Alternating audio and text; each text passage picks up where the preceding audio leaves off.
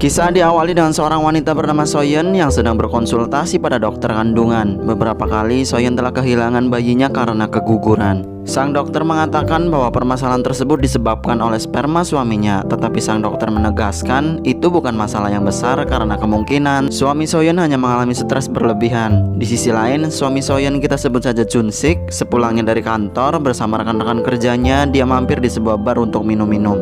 Sama halnya dengan yang dirasakan Soyeon saat ini, Junsik yang sangat bersedih kehilangan bayinya untuk kesekian kali membuatnya minum terlalu banyak dan mabuk.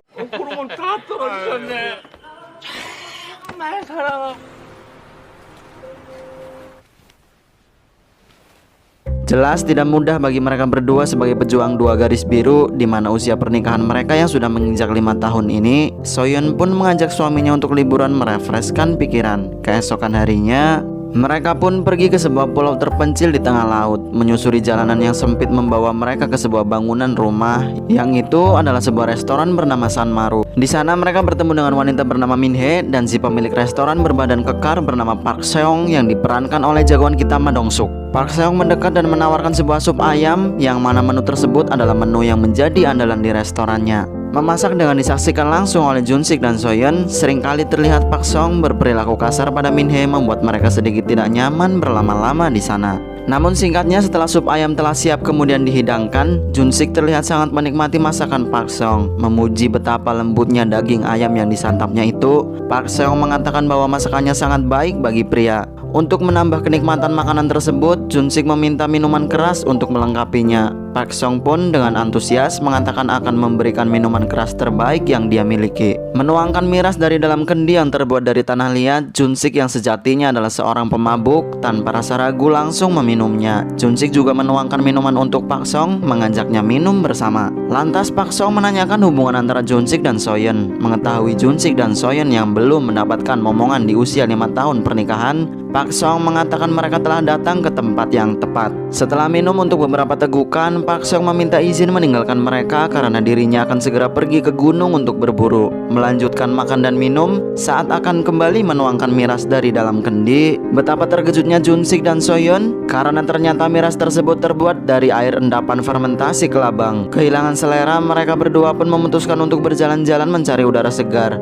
Jinsuk meminta maaf pada Soyeon karena belum menjadi seorang suami yang baik untuknya. Saat suasana sedang romantis-romantisnya, tiba-tiba dari atas bukit Park Seong melemparkan karung berisi hasil buruannya, mengatakan itu adalah pembuat bayi ajaib. 이런 걸 먹어야 바로 임신이야. 이 죽인다. 이 오소리. 고라니. 시작부터 해야지. Luwak gunung sebagai hidangan makan malam, sementara ular berbisa dibuat menjadi minuman keras. Mengatakan miras yang terbuat dari ular berbisa dipercaya baik untuk kejantanan pria. Bahkan saking mujarabnya, seorang kakek berusia 90 tahun dapat ereksi setelah meminumnya, ucap Park Seong. Minum-minum sampai mabuk, Park Seong dengan sengaja mendorong Minhee agar menempel pada Junsik. Sakit hati melihat suaminya dekat dengan wanita lain, tetapi saat itu Soyeon yang tidak mau merusak suasana hanya diam. 말씀이 없으시네요.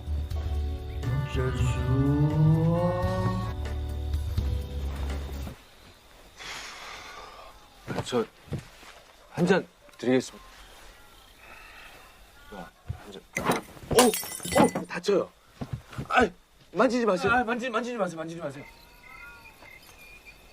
Saat malam semakin larut, Soyeon mengajak Junsik untuk segera pergi dari sana. Namun Park Seong mencegahnya, mengatakan jalanan di sana minim penerangan akan sangat berbahaya bagi mereka, apalagi mereka dalam keadaan mabuk. Park Seong tidak keberatan jika Junsik dan Soyeon menginap untuk semalam di sana. Menyetujuinya, Junsik berterima kasih atas kebaikan Park Seong. Junsik juga memuji istri Park Seong yang menurutnya sangat cantik. Di luar Nurul, Park Seong malah menawarkan Junsik untuk menidurinya. Park Seong menceritakan Minhee adalah anak yatim piatu yang dibesarkannya sejak kecil. Karena dia banyak mengeluh dan sering berusaha melarikan diri darinya, Park Seong pun memotong lidahnya.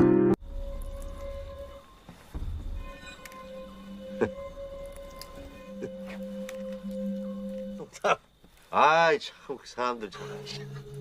아 농담이야. 귀여운 거야.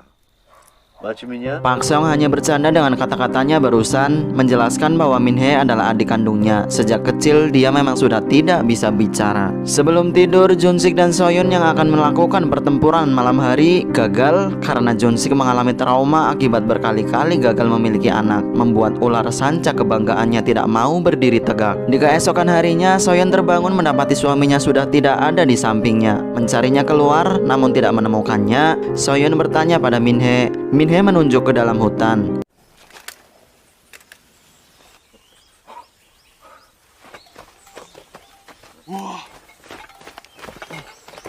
산이요?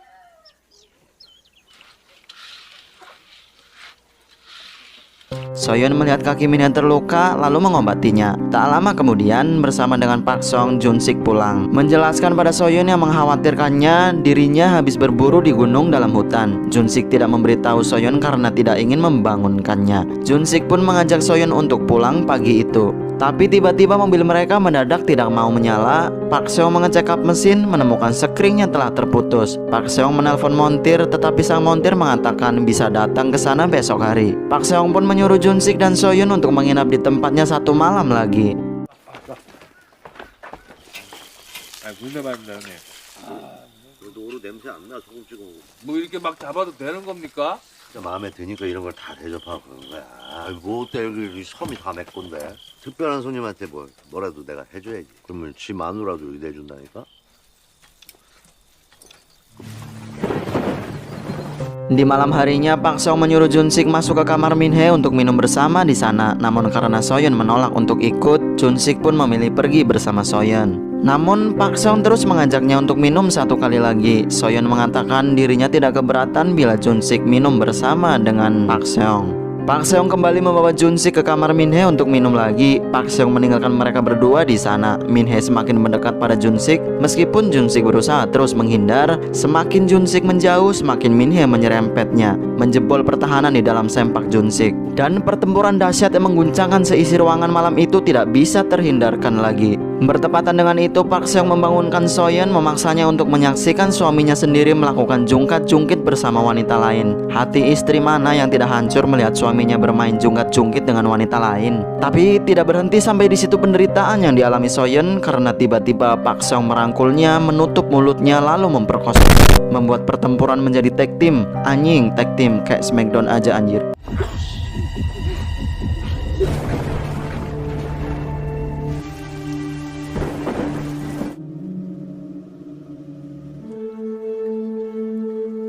Keesokan paginya seakan tanpa rasa bersalah, Park Seong masuk ke kamar membangunkan Jun Sik untuk mengajaknya pergi. Soyeon hanya tertunduk ketakutan melihat Park Seong. Soyeon mencoba melupakan apa yang terjadi semalam, seakan kejadian semalam tidak pernah terjadi dalam hidupnya. Pagi itu Park Seong mengajak Jun Sik pergi ke bengkel. Namun sesampainya di sana bengkelnya tutup. Park Seong berpura-pura menelpon lalu mengatakan montirnya akan datang nanti malam. Park Seong meninggalkan Jun Sik sebentar di sana untuk mencari bengkel lain. Jun Sik yang sendirian melihat cincin pernikahan di jari manisnya, menyesali dosa yang sudah ia lakukan semalam. Tiba-tiba orang tua yang duduk di belakangnya mengumpat dengan kata-kata kasar saat melihat Park Seong. Orang tua tersebut mengatakan Park Seong adalah pembakar brengsek. Tidak menghiraukannya, Jun Sik dan Park Seong pun pergi dari sana. Namun dalam perjalanan, Park Seong meminta Jun Sik tidak mendengarkan kata-kata orang tua tadi. Park Seong bercerita beberapa tahun saat dirinya masih kecil, ayahnya yang adalah seorang pemabuk sering sekali memukulinya. Lalu saat ibunya meninggal, sang ayah membawa wanita ke rumah yang menjadi ibu tirinya.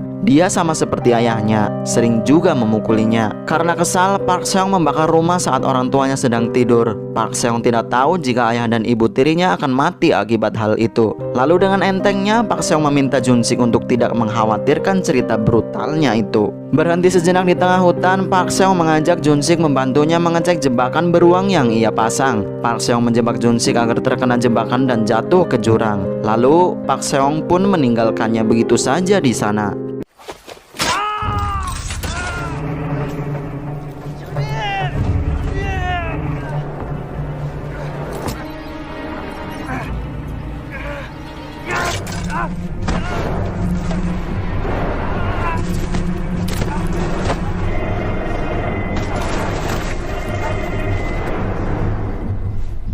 Di sisi lain, restoran kedatangan pengunjung baru yang disambut oleh Soyeon. Pengunjung yang sama seperti Junsik dan Soyeon. Ya, mereka adalah pasangan suami istri. Tak selang lama Park Seong pulang. Park Seong mengatakan pada Soyeon yang kini sangat mengkhawatirkan suaminya bahwa Junsik akan segera pulang bersama montir sebentar lagi. Soyeon yang menolak perintah Park Seong untuk melayani pengunjung membuat Park Seong marah, membawanya ke kamar. Park Seong memukul Soyeon lalu menguncinya dari luar. Kembali pada Junsik yang sekarang telah sadar dari pingsannya, berjalan terhuyung-huyung kembali ke restoran. Di malam harinya, seperti apa yang dilakukan pada Junsik dan Soyeon, Park Seong memperkaos pengunjung wanita, namun karena si wanita melawan, membuat Park Seong kesal dan menghabisinya.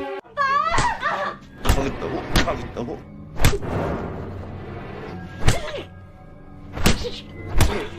한다고? Pengunjung pria yang sedang asik bermain jungkat-jungkit dengan Min Hee mendengar teriakan istrinya, namun saat akan menolong istrinya, dia juga harus tewas di tangan Park Seong malam itu.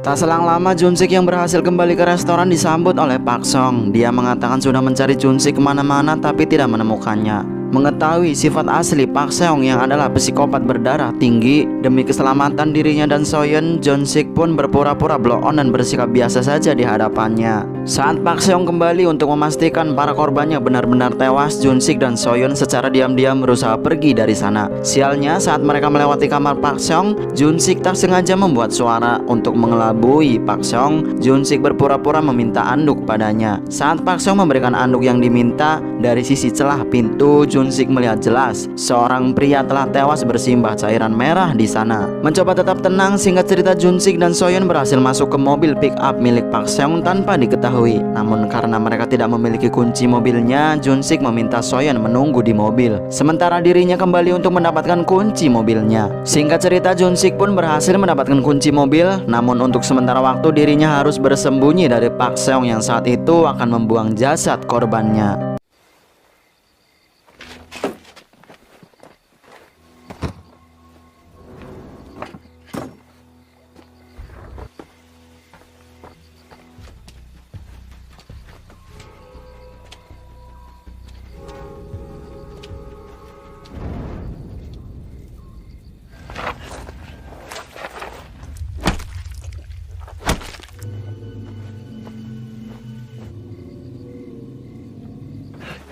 동생 밖에 있어?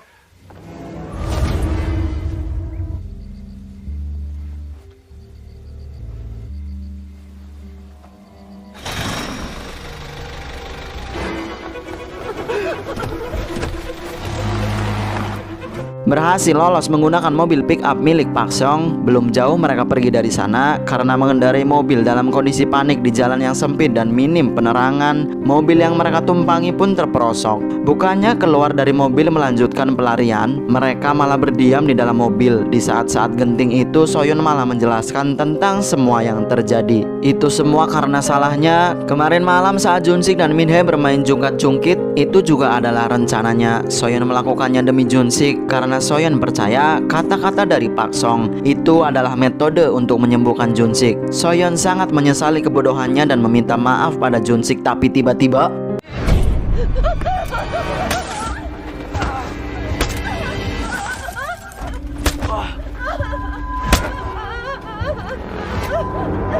Park Seong menyusul dan menangkap mereka. Keesokan harinya, saat Park Seong akan menghabisi Junsik, dua orang polisi datang ke sana mencari pasangan suami istri dari Seoul yang sudah menghilang 2 bulan ini. Orang-orang mengatakan terakhir melihat mereka di tempat Park Seong. Menunjukkan fotonya, sepasang suami istri yang polisi cari bukan Soyeon dan Junsik, bukan juga suami istri yang semalam Park Seong habisi, menandakan bahwa Park Seong sudah menghabisi banyak korban pasangan suami istri di tempatnya. Karena tidak ada barang bukti yang kuat, petugas polisi pun pergi dari sana. Namun dari dalam gudang, Soyeon berusaha keras membuat suara agar polisi masuk ke sana. Namun sayangnya salah satu polisi yang mengecek ke gudang langsung berhasil dihabisi oleh Park Seong. Saat Park Seong sedang menghabisi polisi yang satunya, Min Hee melepaskan Junsik dan Soyeon. Tidak ingin kakaknya menghabisi lebih banyak nyawa lagi, sekuat tenaga Min Hee menahan Park Seong.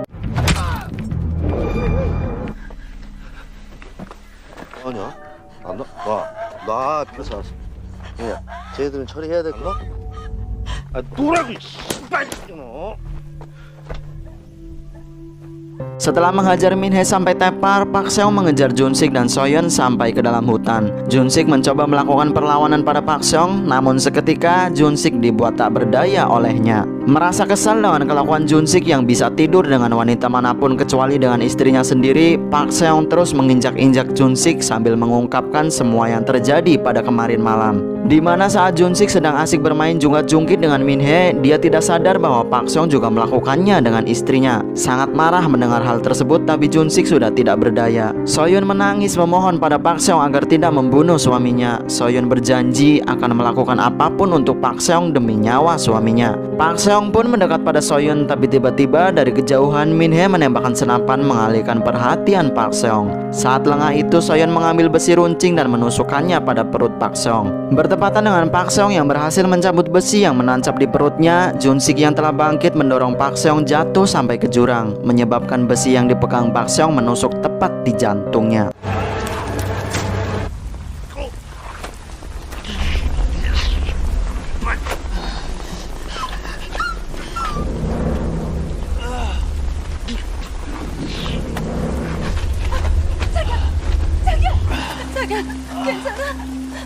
Pak Seong pun tewas di tempat, meninggalkan Min-hee sendirian menjadi sebatang kara. Sementara Jun-sik dan So-yeon pulang dengan melupakan kejadian mengerikan yang telah terjadi di pulau tersebut, serta memaafkan satu sama lain. Dari kejadian tersebut mereka menjadi pasangan suami istri yang saling menerima kekurangan dari diri masing-masing, dan film pun selesai. Untuk mengetahui apa yang sebenarnya terjadi, saya akan menjelaskan di sesi penjelasan. Di sebuah pulau terpencil di Korea terdapat sebuah desa kecil, desa yang menjadi tempat wisata bagi orang-orang dari kota. Pak Seong, seorang psikopat yang tercipta oleh orang tua yang tidak bertanggung jawab, tinggal di sana. Pak Seong kecil setiap harinya diperlakukan tidak manusiawi oleh ayahnya, hingga puncaknya pada saat ibunya meninggal, orang satu-satunya yang menyayanginya. Ditambah lagi sang ayah menikah dengan ibu tiri yang sama kasar seperti dirinya. Seiring berjalannya waktu, karena Pak Seong selalu dipukuli oleh kedua orang tuanya, membuat kejiwaan Pak Seong mulai terganggu. Pak Seong juga menjadi orang yang sangat temperamental. Jika dirinya kesal, dia tidak segan-segan menyakiti bahkan menghabisi siapapun orang yang membuatnya marah.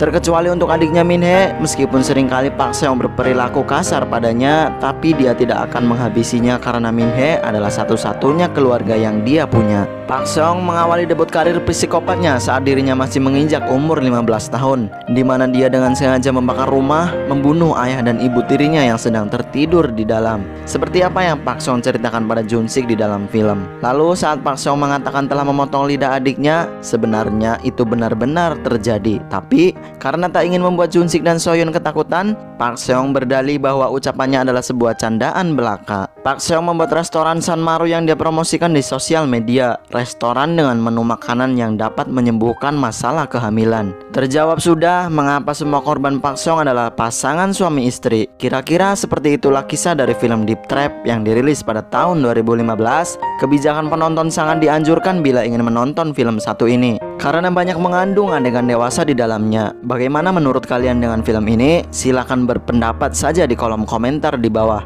Tekan like dan subscribe jika kalian suka dengan konten-konten saya. Dan tentunya terima kasih banyak untuk kalian yang sudah mengklik dan menonton video ini sampai akhir. Sampai bertemu di lain waktu. Wassalamualaikum warahmatullahi wabarakatuh.